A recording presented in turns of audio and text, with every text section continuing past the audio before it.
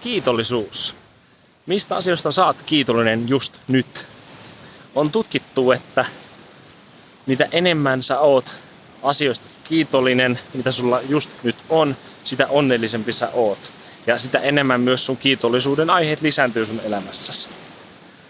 Sä voit olla kiitollinen ihan mistä vaan, tosi pienistäkin asioista, ihan vaan päivän ruuasta tai hyvästä olosta tai sadepisaroista, ihan mistä vaan.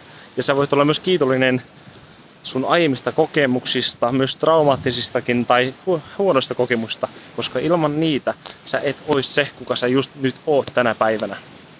Joten otetaan kaikki vastaan, ollaan kiitollisia asioista, mitä meillä on. Mäkin esimerkiksi tänään herätessäni olin todella kiitollinen siitä, että mä sain herätä hyvinvoivana ja terveenä tähän päivään. Mä sain lähteä tekemään hyvän treenin, sain hyvää ruokaa.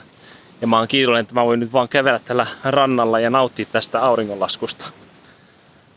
Ja mitä enemmän sä sitä kiitollisuutta harrastat ja teet, niin sitä enemmän sä sitä saat. Joten ollaan kiitollisia pienimmistäkin asioista, koska kun sä oot kiitollinen, sä oot onnellisempi.